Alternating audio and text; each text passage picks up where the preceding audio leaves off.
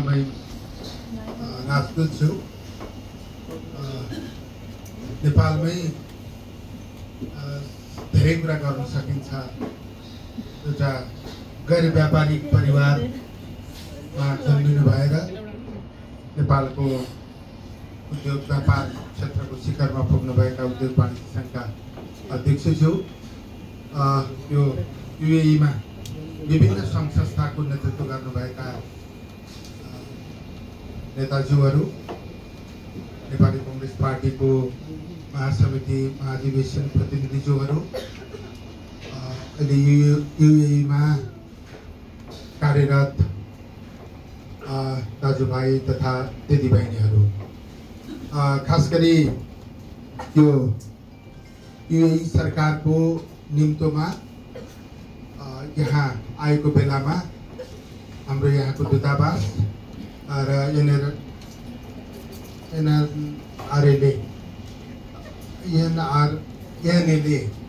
संयुक्त रूपमा आयोजना गरेको कार्यक्रममा सहभागी हुने सिलसिलामा आज जनसम्पर्क समितिको कार्यक्रममा सहभागी हुने मौका मिल्यो। खास गरी मेरो विचारमा यो चाहिँ दूतावास र एनआरएनए मिलेर जुन ढङ्गले यहाँ कार्यक्रम भइरहेको छ, यो उदाहरणीय कार्यक्रम जस्तो मलाई लाग्छ। नेपालका विभिन्न सम्भावनाहरूलाई विदेशी भूमिमा एक्सपोज गर्ने, यो एक्सपोजर दिने कार्यक्रमका रूपमा यसलाई अगाडि बढाउनुपर्छ। वास्तवमा हाम्रो महामहिमज्यू र अरू साथीहरूको यो प्रयासको म प्रशंसा गर्न चाहन्छु।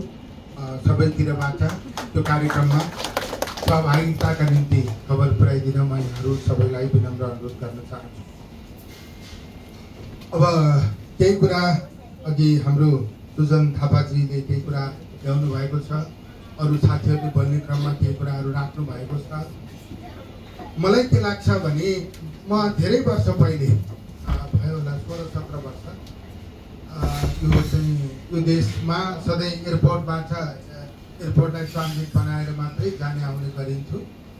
धेरै वर्ष पहिले एयरपोर्टभन्दा बाहिर एउटा कार्यक्रममा म सायद आएको थिएँ। बिचमा मलाई राजुजीले पनि एकचोटि यहाँ ल्याउनु भएको थियो। त्यो बेलामा मैले यो देश यस्तो देखेको थिइनँ। यो 12-15 वर्षकै बिचमा यो देशले एकदमै काँचुली खेलेछ, फड्को मारेछ। यस्तो पनि सम्भव छ भन्ने कुरा यो देशले देखाएको छ। अब यहाँ जग्गाको स्वामित्व हुँदैन, तर सबै मान्छे घर किन्न आइरहेका छन्। मैले सुनेको 1000 भन्दा बढी नेपालीहरू यहाँ घर किनिसक्नु भएको छ भनेर मैले इन्फर्मल्ली सुनेको। अब जग्गाको स्वामित्व पनि छैन, कसैले पिआर पनि पाउँदैन, नागरिकताको पनि धेरै फरक छ। हाम्रो नेपालमा हामीले सोच्ने तरिका हेर्दा त नागरिकता नि पाइँदैन, जमिनमाथिको स्वामित्व पनि हुँदैन, पिआर पनि हुँदैन, अनि त्यहाँ लगानी गरेको सम्पत्ति कसरी सुरक्षित हुँदो रहेछ? सुरक्षित हुन्छ भनेरै लगानी भएको होला नि। नागरिक चाहिँ छैन, यो देशको नागरिकै बन्न पाइँदैन, सुरक्षित हुँदैन भन्ने लागेको भए त यति धेरै बाहिरबाट यहाँ इन्भेस्टमेन्ट आउँदैन थियो होला। यस्तो कानुनी ठुकुलोपनले वास्तवमा लगानी भित्राउन सक्दो रहेछ।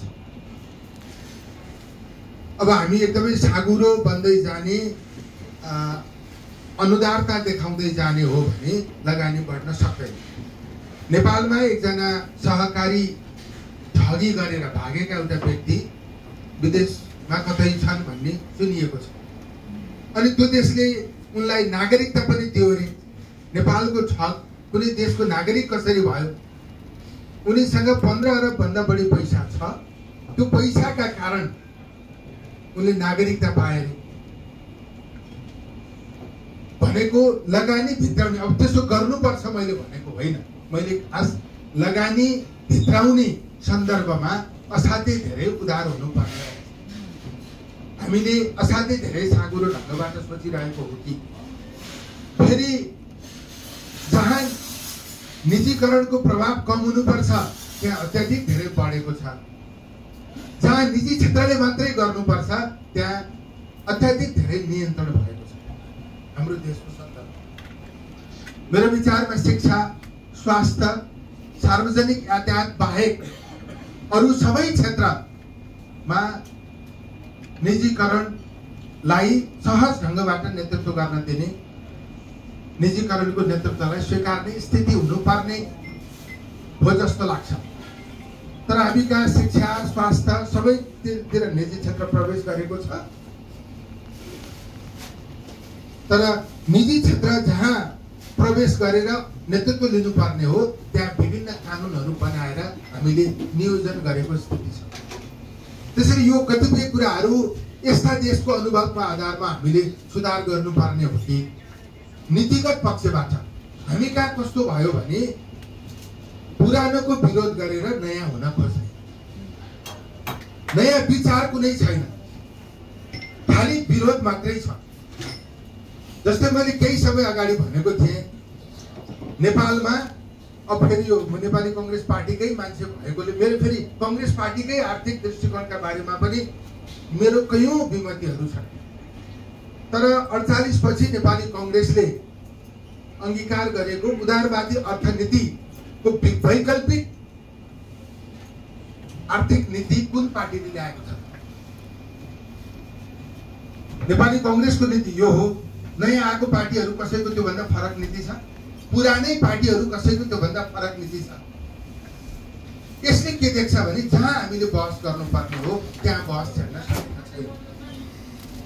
खास गरी पोलिटिकल डकुमेन्ट जुन हामीले बनाएका छौं, पोलिटिकल लिडरशिपले जुन भाषण गर्छ त्यसमा एकदमै धेरै प्रगतिशील विचार देखिन्छ।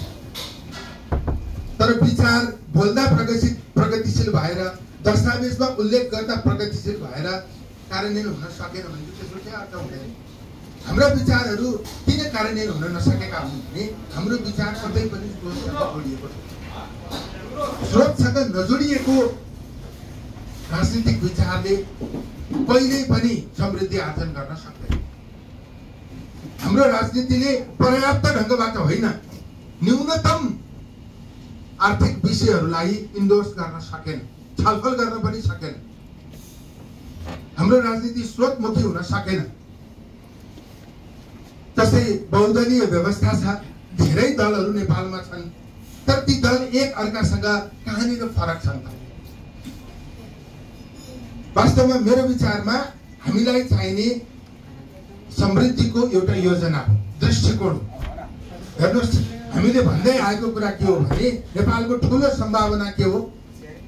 नेपालको जनसङ्ख्या, नेपालको जनसङ्ख्या भित्रको युवा समुदाय सबभन्दा ठूलो सोर्स त्यो हो भनेर हामीले भन्यौं।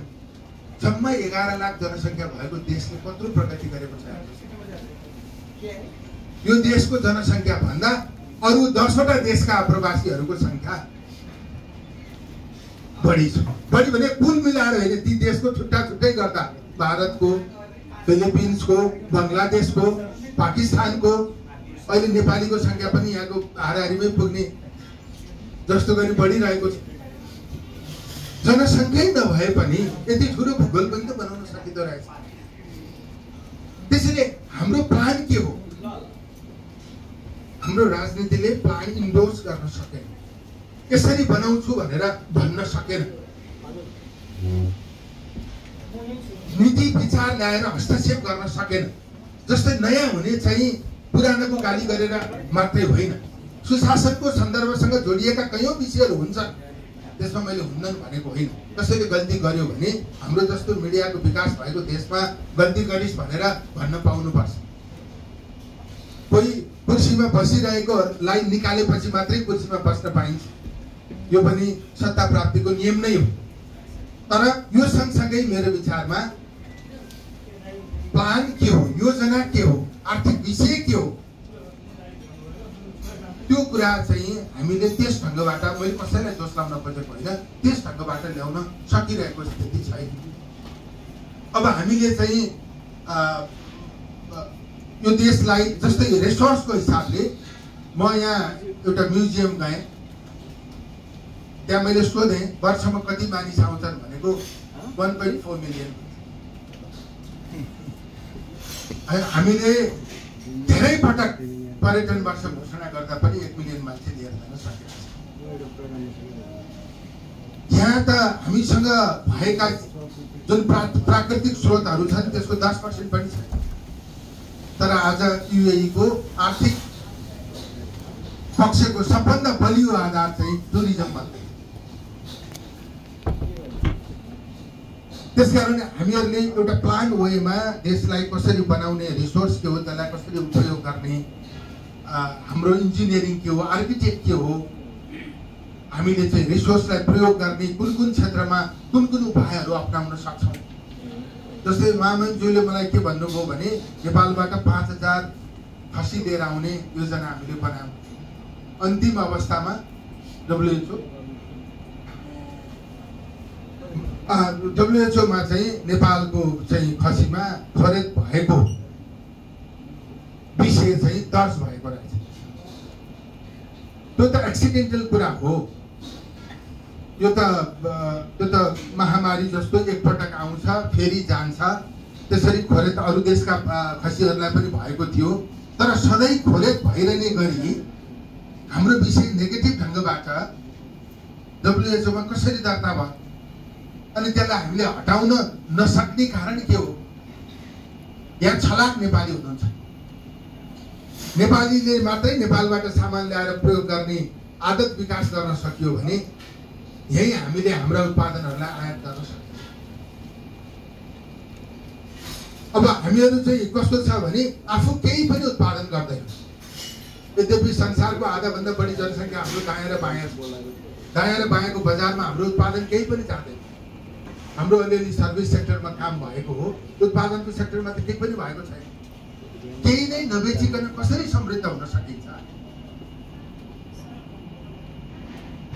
अब 100% आयात गरेर देश कसरी बनाउन सकिन्छ? एउटा टेक्नोलोजी कुनै देशले बनाएर त्यसलाई संसारमा उसले बेच्यो भने त्यो देश रातारात धनी हुन्छ। हाम्रो त्यस्तो पनि छैन। हाम्रो आफ्नै पेटेन्ट राइट स्थापित हुने कुनै पनि चिज हामीसँग नरहेको स्थिति छ। त्यस्तो सन्दर्भमा चाहिँ हामीले अन्तर्राष्ट्रिय बजारमा हाम्रा सामानहरू लगेर हामीले आर्थिक उन्नति गर्ने स्थिति बन्दैन। हामीहरूको अहिले चाहिँ एउटा रेमिटेन्स हो, एउटा मुख्य आधार। हाम्रो अर्थतन्त्रको पिलरै त्यही बनेको स्थिति छ। त्यसैले हामीले आफ्नो प्राथमिकतालाई बदलेर नयाँ सिराबाट अगाडि जानुपर्ने स्थिति छ भन्ने मलाई लाग्छ। यो हामी सबैले बहस गर्ने विषय हो। अब हामी नेपाली देश फर्किने, यो यहाँ आउनुभएकै तपाईँहरू त न ग्रिन कार्ड बन्छ न नागरिकता बन्छ, अन्ततः नेपालै फर्किने हो। अब तपाईँको परिवार पनि धेरैको नेपालमै हुनुहुन्छ।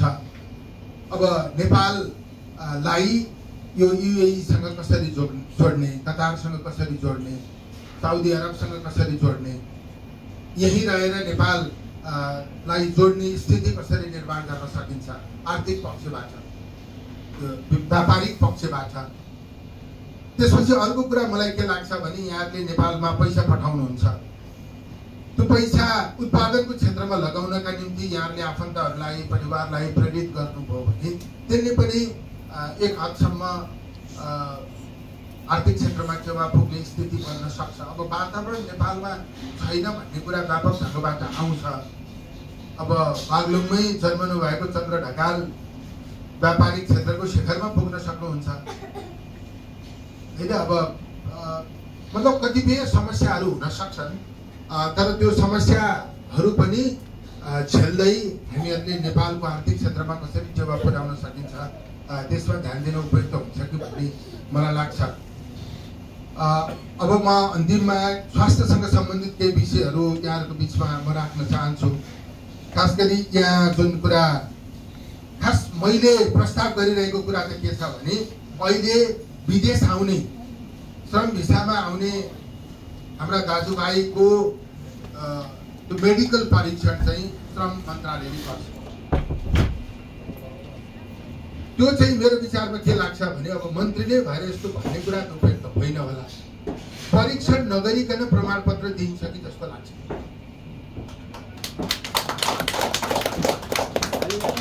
त्यसैले पहिला त्यहाँबाट अन्त्यको सुरुवात गरिनुपर्छ भन्ने मेरो धारणा छ। अब यो प्रत्यारोपण केन्द्रले स्वास्थ्य मन्त्रालय मार्फत श्रम मन्त्रालयलाई चिठी पठाएको छ, पत्र पठाएको छ कि विदेश जाने सबैले प्रत्यारोपण केन्द्रले को जुन स्वास्थ्य सचेतना तालिम अनिवार्य रूपमा लिएर मात्रै विदेश जानुपर्ने व्यवस्था हामीले गर्न खोजेका छौँ। त्यही लागू गर्न पनि यतिका महिना भइसकेको छैन। खास गरी मान्छेलाई सबभन्दा बढी माया के को लाग्छ? उसको शरीरको। आफूले सबभन्दा बढी माया गर्ने शरीर भित्रको किडनी बिग्रिएको उसले थाहै पाउँदैन, क्यान्सर प्रवेश गरेको उसले थाहै पाउँदैन, शरीरका अङ्गहरू काम नलाग्ने भएको उसले थाहै पाउँदैन।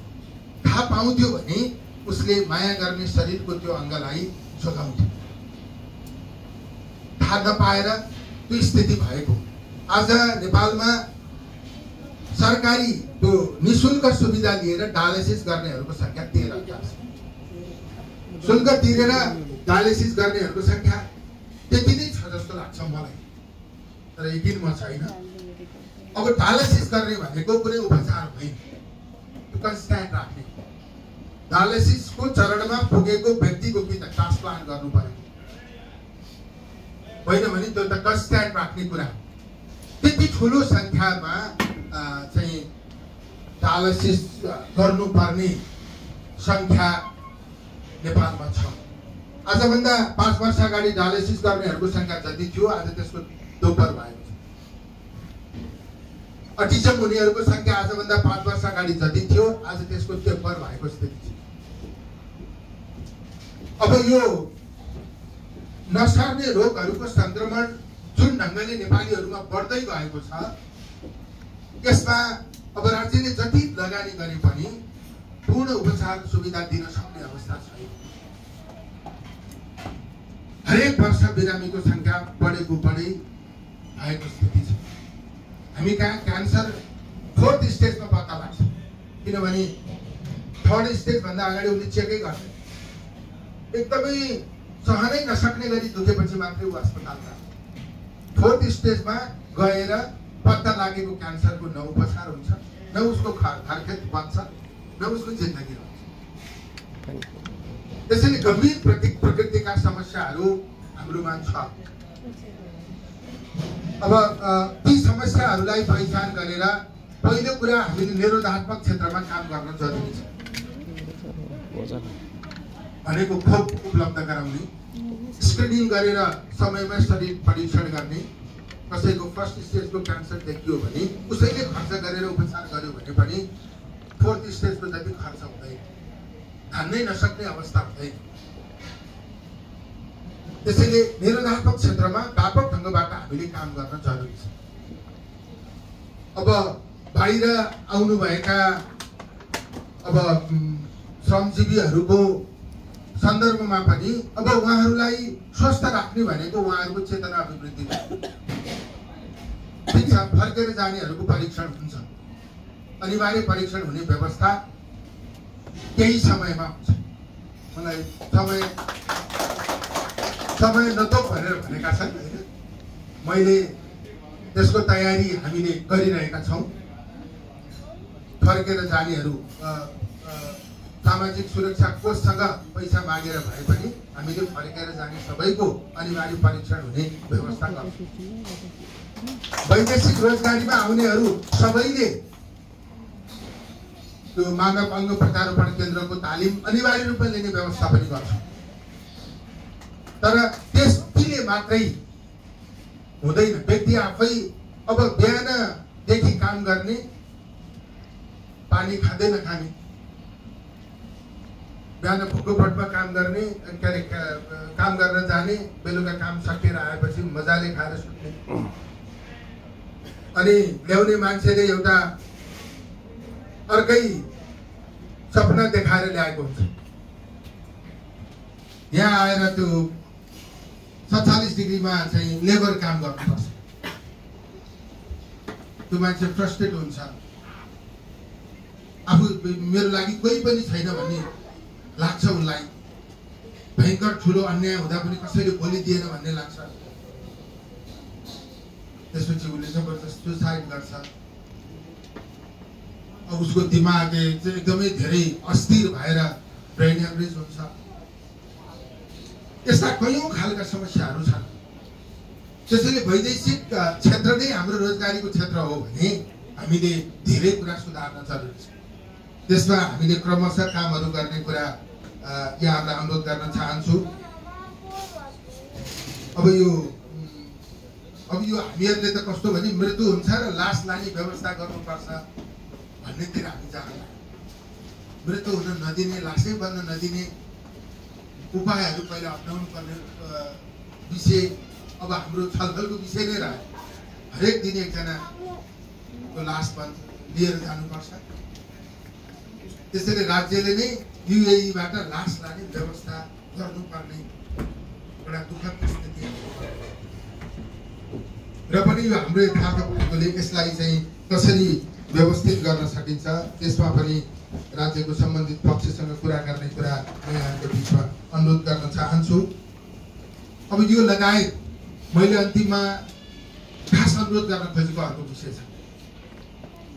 नेपालमा सरकारी अस्पतालमा उपचार गर्दा नागरिकले 100 रुपैयाँ उपचारका निम्ति खर्च गर्दै गर्दा उसको 55 रुपैयाँ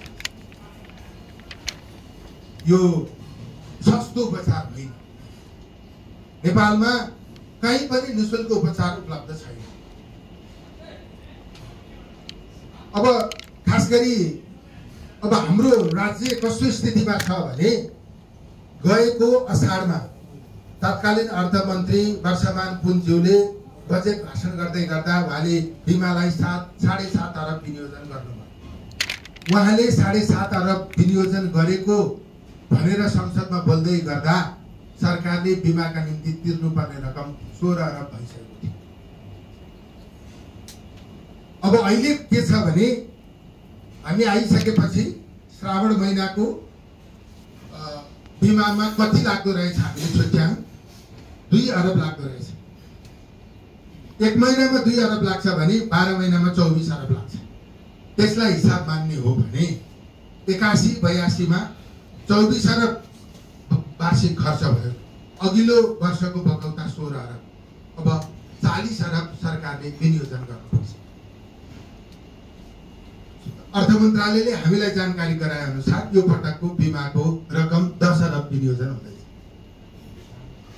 अब 10 अरब विनियोजन गरेर 30 अरब बकौता कसले दिन्छ? अब मैले यसो भनिरहँदा मलाई बिमा विरोधी पनि थुप्रैले भनेका छन्। म बिमा विरोधी होइन, डुब्न लागेको बिमालाई उकास्न खोजेको। बिमाबाट मात्रै स्वास्थ्यमा समाजवाद ल्याउन सकिन्छ भन्ने मेरो दृढ दृष्टिकोण छ। नेपालको संवैधानिक व्यवस्था, नेपाल जस्तो आर्थिक हिसाबबाट कमजोर राष्ट्रले स्वास्थ्यको संवैधानिक व्यवस्था बिमाबाट मात्रै पूरा गर्न सक्छ। त्यसैले अब यो बिमाको आम्दानी भनेको 7.5 अरब राज्यले दिने गरेको छ। त्यसपछि यसको प्रिमियमबाट 1.5 देखि 2 अरब भनेको 10 अरब भन्दा बढी यसको आम्दानी छैन। 10 अरब आम्दानी भएको संस्थाले 40 अरब खर्च गर्न सक्दैन। त्यसैले कि यसको नियमित आम्दानी हुने व्यवस्था गर्नु पर्यो। नियमित आम्दानी हुने 1 खरब भन्दा बढी आम्दानी हुने स्थिति बनाउन सकियो भने मात्रै बिमाको माध्यमबाट आम जनताको, नागरिकको स्वास्थ्य उपचार गर्ने स्थिति हुन्छ।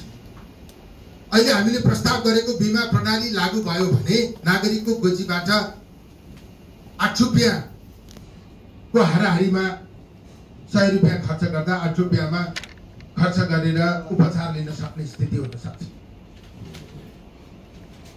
अब त्यसमा चाहिँ सबै नागरिकहरू आबद्ध हुन जरुरी छ। जस्तै सामाजिक सुरक्षा कोष, अघि सामाजिक सुरक्षा कोषलाई पनि पैसा बुझाउने, बिमालाई पनि पैसा बुझाउने, अर्को यहाँ गर्ने बिमालाई पनि पैसा बुझाउने हैन। यो वैदेशिक रोजगारीमा आएकोले कति ठाउँमा पैसा बुझाउने। सामाजिक सुरक्षा कोषका 9 वटा कार्यक्रमहरू हुन्छन्। त्यो 9वटा कार्यक्रमहरू मध्येमा 8वटा कार्यक्रम सामाजिक सुरक्षा कोषले नै चलाउनु पर्छ। त्यो मध्येको एउटा स्वास्थ्य बिमाको कार्यक्रम चाहिँ स्वास्थ्य बिमा बोर्डले चलाउने बनाउनु पर्छ। किनभने बिमा भनेको 20 जनाको पैसा लिएर 2 जनालाई उपचार गर्ने। राज्यले छुट्टा छुट्टै त्यो केन्द्रहरू बनाएर धेरैको पैसा लिएर थोरैको उपचार गर्ने प्रणाली लागू गर्न सक्दैन। त्यसैले बिमा भनेको एकद्वार प्रणालीमा आधारित हुनुपर्छ, एकीकृत ढङ्गबाट सञ्चालन गर्नुपर्छ। 3 तहको सरकारले छुट्टा छुट्टै बिमा सञ्चालन गर्न सक्दैन। स्वास्थ्य सुविधा दिने सबै तहका सरकारका पैसा बिमा बोर्डमा जानुपर्छ। सरकारले सामाजिक सुरक्षा कोष, नागरिक लगानी कोष, सञ्चय कोष, परिवार कल्याण कोष सबैको पैसा बिमा बोर्डमा राख्नुपर्छ। जस्तै अहिले म बिमामा आबद्ध हुन चाहे भने मैले 3500 तिरे पुग्छ। म मन्त्रीका हैसियतले जति तलब प्राप्त गर्छु त्यो तलबको 2% बिमा बोर्डमा जाने व्यवस्था भयो भने मैले वर्षको 17,000 रुपियाँ तिर्नुपर्छ। त्यो म तिर्न सक्छु। राष्ट्रपतिदेखि कार्यालय सहयोगीसम्मको मेरो प्रस्ताव 2% छ। त्यो कसैका निम्ति दिएको होइन, आफ्नै उपचारका निम्ति खुद्रुकेमा हाल्यो। संगठित क्षेत्रमा तलब खानेहरूबाट निश्चित प्रतिशत लिएर बिमा कोषमा दिने व्यवस्था हुनुपर्छ। त्यसो भयो भने 50 अरबको हाराहारीमा अहिले यतिकै हामीले बिमा कोषमा जम्मा गर्न सक्ने स्थिति हुन्छ। त्यसपछि नागरिकलाई 4 प्रकारले क्याटेगोराइजेसन गर्ने। एउटा तलब खाने भयो, एउटा चाहिँ राज्यको नीति नियम भित्र बसेर व्यापार व्यवसाय गर्नुभएका, कर तिर्नुभएका नागरिकहरू हुनुहुन्छ। उहाँहरूलाई अनुरोध गर्ने, तपाईहरुले वर्षको 15,000 प्रिमियम बापत तिरिदिनुस्। तपाईले प्रोग्रेसिभ प्रिमियम, प्रगतिशील प्रिमियम तिरिदिनुस्। हाम्रो आदरणीय चन्द्र दाइलाई तपाईले वर्षको 15,000 तिरिदिनुस् भन्दा उहाँले नाइ भन्नुहुन्छ होला? तपाई यहाँ हुनुहुन्छ, तपाईको परिवार नेपालमै छ, तपाईलाई हामी यो सुविधा दिन्छौं। तपाई त वर्षमा 2 वर्षमा एकपटक, 3 वर्षमा एकपटक नेपाल जानुहुन्छ। वार्षिक रूपमा तिरिने बिमा तपाईलाई काम नलाग्न सक्छ, तर तपाईले आफ्नो परिवारका निम्ति अथवा नेपाली जनताको उपचारका निम्ति तपाईले प्रगतिशील प्रिमियम तिरिदिनुहोस् भनेर आग्रह गरियो भने तपाईले पनि तिरिदिनुहुन्छ। त्यसैले यो क्याटेगोरी भित्र, प्रगतिशील प्रिमियम तिरिदिने क्याटेगोरी भित्र नेपालमा 25 लाख मान्छेहरू हुनुहुन्छ जस्तो मलाई लाग्छ, देश नेपाल र नेपाल बाहिर गएर।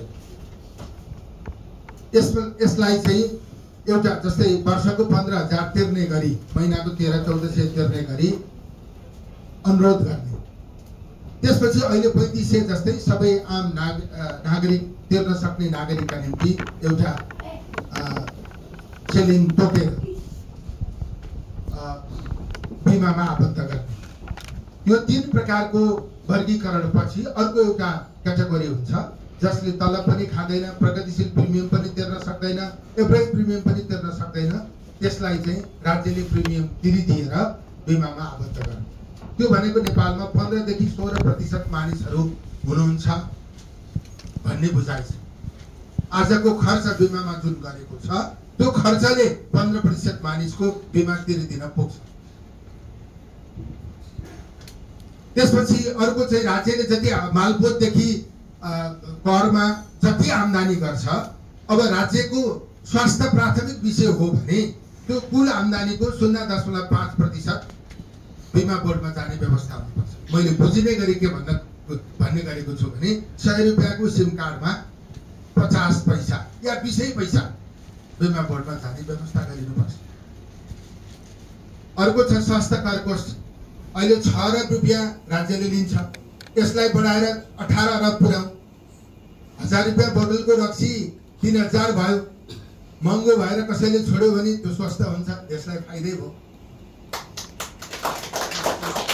होइन म त जति महँगो भयो नि नखाई छोड्दिन भन्यो भने ल भाइ तेरो कलेजो बिग्रिन्छ, आजैदेखि कलेजो उपचार गर्न पैसा तिर। त्यसैले 6 या 18 अरब रुपियाँ बिमा बोर्डमा जाने व्यवस्था गर्नुपर्छ। यो चिनी जन्ने पदार्थमा चिनीको मात्रा बढी छ भने त्यसको सुगर ट्याक्स लगाउने व्यवस्था गर्नुपर्छ र त्यो रकम बिमा बोर्डमा जाने व्यवस्था गर्नुपर्छ। नेपालमा आउने सबै टुरिस्टलाई एकदम मिनिमम पैसा हो, त्यो धेरै होइन। सबैको नेपालको बिमा बोर्डबाटै के अरे बिमा हुने व्यवस्था गर्नुपर्छ। हामीले अमेरिका जाँदा तोकेको ठाउँमा बिमा गर्नुपर्ने, नेपाल आउँदा बिमा बोर्डमा बिमा गर भनेर भन्न किन नसक्ने? हवाई टिकटमा निश्चित, जस्तै तपाईँको भनौँ न $500 टिकटमा $15 लिन त्यस्तो समस्या हुँदैन। त्यसरी यो सबै क्षेत्रबाट आम्दानी गर्ने र बिमा बोर्डलाई चाहिँ नियमित आम्दानी हुने गरी विकसित गर्ने। अब नेपालमा 66 लाख घर परिवार छ। यहाँ पनि त्यो व्यवस्था रहेछ। मैले त्यो अस्ति स्टलहरू घुम्दा थाहा पाएँ कि बिमामा आबद्ध नभएसम्म पासपोर्ट पनि नपाइने, नागरिकता पनि नपाइने, MBBS को सर्टिफिकेट पनि नपाइने, जन्म दर्ता पनि नहुने, मृत्यु दर्ता पनि नहुने। बिमामा आबद्ध भएपछि मात्रै राज्यसँगको नाता जोडिने। यस्तो गर्यौं भने हामीले 1.5 खरब भन्दा बढीको ट्रेजरी बिमाको बोर्डमा बनाउन सक्छौं। र त्यो पछि के हुन्छ? आज नेपाल सरकारले 4% स्वास्थ्यमा विनियोजन गरेको छ। यो कुनै पनि स्ट्यान्डर्डमा मिल्दैन। WHO को स्ट्यान्डर्ड अनुसार 7% गर्नै पर्छ। अब गर्नै पर्छ भनेर अब आउने बजेटमा 4 लाई 7 पुर्याउँदैन। सम्भवै चाहिँ त्यही 4 पनि घट्ने खतरा। अब स्वास्थ्यमा लगानी गर्नै नसक्ने हो भने यो बिमा प्रणाली लागू गरेर अब हस्पिटलका डाक्टरहरूलाई पनि अस्पतालले नै आम्दानी गरेर तलब खुवाउने व्यवस्था यो बिमा लागू भयो भने गर्न सकिन्छ। अस्पतालमै MRI अस्पतालले नै आम्दानी गरेर किन्ने स्थिति बन्न सक्छ। त्यसैले यसलाई अब यसमा चाहिँ सबभन्दा बढी प्रश्न गरिने कुरा के छ भने अहिलेको 1 लाखको यस्तो बिजोग छ। अब त्यो उपचारै नगरी गरे भनेर सही गर्ने, उपचारै नगरिकन गराए भनेर पैसा बुझ्ने, त्यो व्यापक रूपमा छ। अहिले पनि कानुन छ हामीसँग। कसैले उपचारै नगरिकन उपचार गरे भनेर दस्तखत गर्यो भने त्यसलाई थुन्ने व्यवस्था छ। व्यवस्था छ, लागू भएको छैन। कसैले उपचारै नगरिकन उपचार गराए भनेर अस्पतालले भुक्तानी दिएको छ भने त्यसको सम्बन्ध नै खारेज गर्ने व्यवस्था छ, लागू भएको छैन। यो लागू गर्न सुरु गरौँ त, कसले आँट गर्दो रहेछ। उपचारै यो लागू भयो भने उपचार नगरिकन मैले गरे भनेर दस्तखत कसैले गर्दै गर्दैन। उपचारै नगरिकन मैले उपचार गराएँ मेरो बगौतातिर भनेर कसैले भन्नै सक्दैन। त्यसैले यो विषयलाई यो ढङ्गबाट व्यवस्थित गरेर अगाडि लिएर जानुपर्छ भन्ने लागेको छ र हामीसँग अहिले एउटा दृष्टिकोण बनेको छ। कुनै पनि कुरा लागू गर्नुभन्दा पहिला त्यसको प्लान के हो, त्यो फेज वाइज रूपमा आउनुपर्छ। त्यो हामीले ल्याइसकेका छौँ। तर यो स्वास्थ्य मन्त्रालयले मात्रै लागू गरेर त लागू हुँदैन। त्यसैले सरकारले नै लागू गर्नुपर्छ, आम नागरिकले यसमा सहयोग गर्नुपर्छ। त्यसैले अब सङ्गठित क्षेत्रमा तलब खानेहरूलाई 2% बिमामा कन्ट्रिब्युसन गर्नुहोस् भन्यो भने अनि भोलिपल्टदेखि हामी 2% तिर्दैनौँ भनेर जुलुस निक्लिन थाल्यो भने त्यो त लाग्दैन, लागू हुँदैन। त्यसैले सबैको सहयोग आवश्यक पर्छ र यसलाई त्यस ढङ्गबाट अगाडि लाने कोसिस हामीले गरिरहेका छौँ। नेपालमा नरहनुभएका, संसारको जहाँकै रहनुभएका नेपालीलाई हामीले बिमा प्रक्रियामा आबद्ध भइदिन अनुरोध गर्नेछौँ। अब हामीहरूले चाहिँ त NRN जो गैर आवासीय नेपाली हुनुहुन्छ उहाँहरूलाई पनि हामीले अनुरोध गर्नेवाला छौँ। तपाईँले चाहिँ नेपालमा चाहिँ गैर आवासीय नागरिकता लिँदै गर्दा बिमामा पनि आबद्ध भइदिनुहोस्। त्यो उहाँहरूको चाहिँ नेपालका लागि कन्ट्रिब्युसन हो एक ढङ्गले। त्यसकारण त्यो पनि हामी अपिल गर्न सक्छौँ। अब यो सबै कुराले भएन भने जनस्वास्थ्य चिट्ठा खोल्ने, अनि पहिलो हुनेलाई 10 लाख दिने, दोस्रो हुनेलाई 5 लाख दिने, बाँकी पैसा सबै बिमा कोषमा लगाएर यो पनि संसारमा अभ्यास छ। आजभन्दा 7 वर्ष अगाडि इन्डोनेसियामा एकजना मान्छे, मैले उनको नाम बिर्सेँ, उनी स्वास्थ्य मन्त्री भए। इन्डोनेसियामा हाम्रै अवस्थाको बिमा प्रणाली थियो त्यो बेलामा। इन्डोनेसिया त एकदमै धेरै पपुलेसन भएको देश हो। त्यो समाज एकदम धेरै खुला पनि छैन। तर उनी यस्तो स्मार्ट, उनी नै छन् सायद मेरो विचारमा अहिले पनि। उनी यस्तो स्मार्ट मान्छे रहेछन् कि उनले एउटा कन्सेप्ट ल्याए जो पहिले त्यो बेलामा अब प्रिमियमसम्म त्यो बेलामा त्यो इन्डोनेसियन पैसा कति हो 2000 त्यहाँको करेन्सीको 2000 थियो उहाँले 10,000 अब त्यो हामीहरूको जस्तो खुला समाजमा त्यो कुरा डाइजेस्ट हुँदै हुँदैन तर अब त्यहाँ चाहिँ कुन ढङ्गबाट कन्ट्रोल भयो र 10,000 बनाएको 6-8 महिनामा उहाँले रिफर्म गरेर देखायो अहिले संसारमा कि त आधी घण्टा 40 मिनेट इन्डोनेसियामा बिमा व्यवस्थित छ कि इरानमा त्यस हुनाले हामीले यसमा चाहिँ एउटा डिटेल प्लान लिएर ती देशहरूका पनि विषयहरूलाई अध्ययन गरेर हामीले सबैका विषयहरूलाई समेटेर हामीले रिपोर्ट बनाएका छौँ यो कार्यान्वयन गर्ने चरणमा अगाडि बढ्दैछ यसमा यहाँहरू सबैको सहयोग प्राप्त हुने मैले विश्वास लिएको छु यहाँहरूको भरोसा यहाँहरूको आशीर्वादले स्वास्थ्यमा केही परिवर्तन गर्नका निम्ति हामीलाई बल मिल्नेछ भन्ने विश्वास राख्दै अघि हाम्रो उद्योग वाणिज्य सङ्घको अध्यक्षज्यूले भन्नुभएको जस्तै मलाई के लाग्छ भने हामीहरूको चाहिँ एकदमै नेगेटिभ चाहिँ भाष्य हाम्रो समाजमा बन्दै गएको जस्तो देखिन्छ एकदमै निराशावादी सोच बढेको जस्तो देखिन्छ अब त्यसमा चाहिँ झन् अब बाहिर रहनुभएका त यसै बाहिर हुनुहुन्छ देशभित्र हुन्थ्यो भने मै त्यही भित्र हुन्थ्यो नहुने भएर म आएको हुँ हाम्रो चाहिँ परामर्श दिने जनशक्ति त बाहिरै छ सफल जनशक्ति योग्य दक्ष क्षमतावान जनशक्ति त बाहिरै छ हाम्रो समाजले त जनशक्तिलाई एकदमै भरोसा गर्छ भरोसा गर्दै गर्दा अब बाहिर रहनुभएकाले पनि भित्र भएकालाई कसरी यता ल्याउन सकिन्छ त्यो प्रयास गर्ने अनि अब नेपालमा अब केही हुन सम्भव छैन भनेर त्यो निराशा बढ्दै जाने स्थिति हुने हो भने झन् ठुलो समस्या हुन्छ अब एक वर्षमा 27,000 डक्टर उत्पादन हुन्छ एउटा मिडियाले 2300 बाहिर 2700 डक्टर उत्पादन हुन्छ 2300 बाहिर जाने कुरा एउटा मिडियाले लेखेको थियो तर 2300 नै छ होइन अहिले चाहिँ युएसएमले पहिले जस्तो सजिलो छैन तर 1300 चाहिँ बाहिर जाने स्थिति छ अब नेपालमा मान्छेहरू रोकिन असाध्यै गाह्रो किन छ भने हाम्रो करेन्सीको भ्यालु एकदम घटेर गयो अब हामीले दिने पनि 48,000 हो यहाँ पनि 48,000 दिने व्यवस्था भयो भने अब त्यो त 10 गुणा बढी भयो त्यसैले हाम्रो करेन्सी डिभ्यालुएट भएको कारणले पनि हामीहरूलाई देशभित्र जनशक्ति राख्न साथै अब यो चाहिँ करेन्सीको भ्यालु बढाउने भनेको आर्थिक पक्षमा हामीले उन्नति प्रगति गर्न सक्नुपर्छ त्यसमा चाहिँ मेरो आग्रह के छ भने यहाँहरूले जुन बुझ्नु भएको छ जुन देख्नु भएको छ नेपाललाई जोड्ने सम्भावना यहाँ जे छ त्यसमा यहाँहरू पनि लागिदिनुहोस् म त्यस निम्ति अनुरोध गर्न चाहन्छु यहाँहरू समेतको सहयोगमा मात्रै नेपाल बन्न सक्छ त्यो अनुरोध गर्दै यो एकदम बेलुकासम्म साथीहरू झन्डै 11 बज्न लागिसक्यो अघि कार्यक्रम सुरु भइसकेको छैन भन्ने खबर आएर एक कप कफी खाउँ भनेर एउटा कफी हाउसमा छिरेको तल झर्दा चाहिँ गाडी निकाल्नै मिलेन त्यसपछि गाडीबाट झरेर ट्याक्सी खोज्न बाहिर आइयो भित्रबाट ल गाडी खुल्यो ट्याक्सी खोज्नु पर्दैन भन्नु अनि एकछिनपछि एक दुई बाटोबाट एक्जिट होइन रहेछ यता रहेछ भन्नुभयो यता दौडिँदै आयो अनि यता पनि रहन्छ कता हो थाहै भयो त्यहाँबाट फेरि पछि ट्याक्सीमा आयो त्यो कारणले त्यसको लागि म क्षमा चाहन्छु यहाँहरूको उत्तरोत्तर प्रगतिको शुभकामना व्यक्त गर्दै 2082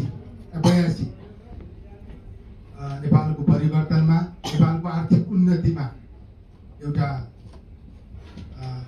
उल्लेखनीय उपलब्धि हासिल गर्ने वर्ष बन्न सकोस् त्यसका निम्ति हामी सबैले मेहनत गर्नु जरुरी छ सकारात्मक ढङ्गबाट सोच्नु जरुरी छ समस्या त हामी सबैलाई थाहा छ समाधान कसरी हो त्यसको पहिचान गर्नु जरुरी छ त्यस निम्ति हामीले सहकार्य गरौँ यो जनसम्पर्क समिति खासमा चाहिँ अहिले यहाँ आउने परिस्थिति हाम्रो जनसम्पर्क समितिको सभापति भवानीजीले नै गराउनु भयो उहाँले यति धेरै फलोअप गर्नुभयो कि महामहिमज्यूले पनि मलाई यहाँ आउने गरी वातावरण बनाइदिनु भयो। त्यसको निम्ति हाम्रो रमेशजीले, त्यसको निम्ति सबैलाई म हार्दिक आभार व्यक्त गर्न चाहन्छु। यहाँहरूको उत्तर प्रगति र सँगसँगै नेपाल बनाउने यात्रामा सहकारी गर्न पाइनेछ भन्ने विश्वास राख्दै बिदा हुन्छु। धन्यवाद। जय नेपाल।